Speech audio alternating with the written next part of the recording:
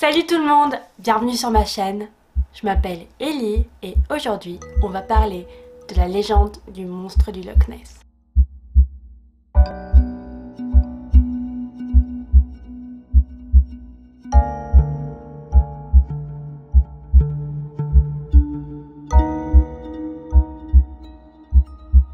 Cette vidéo j'ai eu envie de la faire parce que je suis partie en Écosse cet été. Et les gars, le monstre du Loch Ness, c'est un délire là-bas. Donc du coup, moi j'ai carrément été sur le Loch Ness, j'ai été à la recherche du monstre. Mais le truc qui m'a le plus marqué, c'est le fait qu'en fait, ici quand on parle du monstre du Loch Ness, c'est genre c'est un monstre, ça fait peur, le truc qui mange des gens, je sais pas. Là-bas, c'est le monstre le plus gentil que tu n'as jamais vu. Il y a des peluches, il y a des livres pour enfants. Le truc, c'est vraiment le monstre le plus friendly du monde. Et ça m'a trop marqué. Et du coup, j'ai eu envie de vous faire une vidéo sur le sujet parce que du coup, moi, je suis partie à la recherche du monstre. Je ne l'ai pas trouvé, j'étais très déçue. Mais voilà, j'ai appris beaucoup de choses sur ces légendes. Et ça m'a vraiment fascinée, donc j'avais envie de vous le transmettre. Donc, la légende du monstre du Loch Ness, elle est ultra présente en Écosse. Le monstre est affectueusement appelé Nessie par les habitants de l'Écosse. Et particulièrement, moi, où j'ai été, c'est Inverness. Donc, c'est un endroit où c'est tout près du Loch Ness en fait. Le monstre aurait été vu à partir du 6e siècle. C'est il y a bien longtemps quand même. Alors, cette histoire qui s'est passée au 6e siècle, ce serait l'histoire d'un moine qui s'appelle Saint Columba et qui était avec ses compagnons près du Loch Ness quand il a vu des gens enterrer quelqu'un près de la River Ness. Ces gens qui enterrent ce corps expliquent que l'homme est mort quand il était en train de nager dans la rivière et d'un coup il s'est fait happer par une bête qui l'a happé donc sous l'eau et malgré leurs efforts pour essayer de le récupérer par bateau, ils n'y sont pas arrivés et l'homme est mort. Le moine, pour vérifier ses dires, aurait envoyé un de ses compagnons nager dans la rivière et ce compagnon aurait été attaqué par le monstre. Le moine aurait du coup fait le signe de la croix et aurait dit au monstre « Ne va pas plus loin, ne touche pas à cet homme, va-t'en ». La créature s'est stoppée, elle a été de nouveau sous l'eau comme si elle était attirée sous l'eau et le moine et ses compagnons voient un miracle dans cet événement et remercient Dieu de les avoir sauvés. Mais en vérité, la légende de Nessie prend beaucoup plus d'ampleur vers 1930 parce que c'est là qu'il y a une route qui est construite autour du Loch Ness et donc les gens s'en approchent plus et donc évidemment il y a plus de chances de voir le fameux monstre. Le 22 juillet 1933, Monsieur Spicer et sa femme sont en train de conduire sur la route autour du Loch Ness qui relie deux villages. Et alors qu'ils sont sur la route, ils voient un énorme animal traverser la route. Ils disent que l'animal a un très long cou avec des bosses qui ressembleraient presque à une trompe d'éléphant et un énorme corps. Le couple va parler de ça et il y a plein de gens qui commencent à donner des témoignages en disant « Nous aussi, on a vu le monstre ». Et du coup, l'intérêt du monstre du Loch Ness prend vraiment une ampleur internationale et on met carrément un prix de 20 000 pounds sur la tête du monstre. La toute première image prise de Nessie a été prise par Monsieur Hugh Gray et ça montre une énorme créature qui sort de l'eau. Il dit que la créature faisait environ 12 mètres de long, ce qui est énorme. Elle avait un dos rond et une queue musclée. En décembre 1933, cependant, il y a une empreinte de pied d'hippopotame qui est placée pour faire une blague et faire croire que c'est un pied de Nessie. Et du coup, comme c'est une blague, à partir de ce moment-là, les gens commencent à prendre les témoignages des gens qui ont vu Nessie moins au sérieux. En avril 1934, la photo la plus connue de Nessie a été prise, mais on sait maintenant que la photo est fausse et que cette photo de Nessie était en fait un sous-marin jouet. Je vous explique. Alors il y a un gars qui a été ridiculisé par le Daily Mail quand il a cru que l'empreinte d'hippopotame c'était bien Nessie.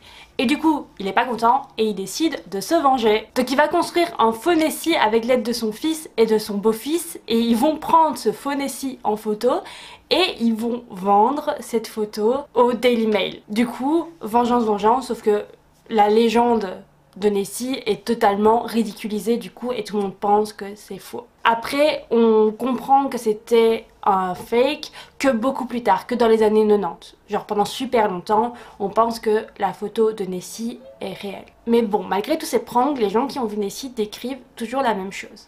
Un énorme corps, un cou très long comme une girafe, une toute petite tête et une peau comme une peau d'éléphant. Le 14 juillet 1951, il y a un homme qui prend une photo qui pourrait prouver l'existence de Nessie. Il va voir 3 bosses, toutes à peu près d'1,50 m, bouger à la surface de l'eau et puis il va voir un grand cou apparaître et une toute petite tête. Il estime que la longueur du cou est d'à peu près 2 mètres et qu'il y aurait 5 à 6 mètres entre la dernière bosse qu'il a vue et la queue du monstre. Alors Nessie, il a surtout été vu autour du château d'Urquhart, qui est trop beau d'ailleurs. Je vous mets des photos que j'ai moi-même prises de ce château, c'était magnifique d'aller là-bas. Vraiment, ça fait partie complète des légendes. Il y a un gars qui vit depuis je sais plus combien d'années, mais depuis super longtemps, près du Loch Ness, qui chasse Nessie, genre c'est son métier. Et pour du coup gagner sa vie, il fait des petites figurines de Nessie, enfin c'est trop stylé. En fait, ça fait vraiment partie de la culture là-bas. Et je vais pas vous parler de chaque personne qui a vu Nessie parce qu'en fait ça prendrait des heures, mais je vais plutôt vous parler des théories. Qui est Nessie? Et là les gars, on arrive à ma partie préférée de la vidéo parce que les théories sont incroyables. Vous êtes pas prêts? Théorie numéro 1, Nessie serait un dinosaure. Eh bien, c'est la théorie qui est la moins bizarre, vous allez voir après. On dit que Nessie aurait pu être un plésiosaure.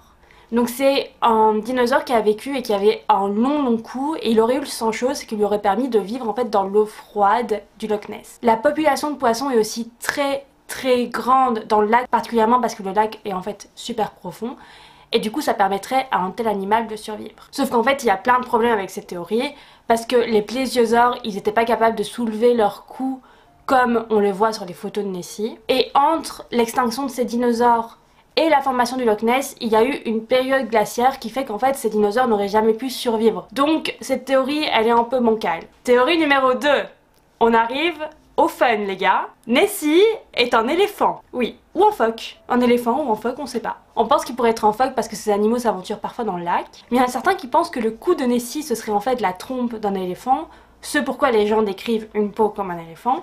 Et que les bosses qu'on voit ce serait le dos de l'éléphant et qu'en fait ce serait tous des montages ou des blagues, genre qu'on aurait mis une trompe d'éléphant dans l'eau, etc. Ou alors ce sera un éléphant qui a décidé d'aller nager dans le lac et de faire paniquer toute cette partie de l'Écosse. Théorie numéro 3. Nessie est une vague provenant d'un bateau.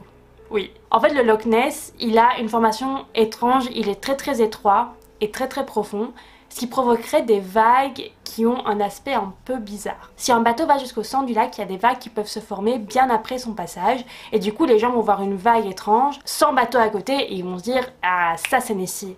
Et théorie numéro 4, Nessie est un arbre. En fait le Loch Ness est entouré d'arbres, et les arbres peuvent tomber dans le lac, et quand ils remontent à la surface, ils peuvent former des espèces de formes étranges. Et il y a aussi certains arbres qui sont recouverts de résine de pin, et ça, en fait, quand ça se décompose, ça forme des gaz qui pourraient d'un coup envoyer les troncs à une vitesse folle à la surface et du coup faire un mouvement où on se dit mais ça c'est pas du tout un arbre, ça c'est un animal. Et donc ça pourrait être le long cou de Nessie qu'on voit depuis tout ce temps. Bon, du coup ces théories sont folles, mais on ne sait toujours pas qui est Nessie, et on n'a toujours pas pu prouver l'existence de Nessie, mais on n'a toujours pas pu prouver non plus qu'il n'existait pas. Et vous, qu'est-ce que vous en pensez? Est-ce que vous pensez que Nessie est réel, qu'il se cache dans les profondeurs du Loch Ness et qu'il attend parfois de faire surface pour surprendre des voyageurs? Ou est-ce que vous pensez qu'il s'agit d'une légende? Ou peut-être même d'une technique commerciale pour attirer les gens vers cette partie de l'Écosse? Dites-moi ce que vous en pensez en commentaire. J'espère que la vidéo vous a plu. N'hésitez pas à laisser un pouce bleu, à vous abonner, à commenter, ça peut vraiment dire beaucoup pour moi. Et je vous reverrai une prochaine fois.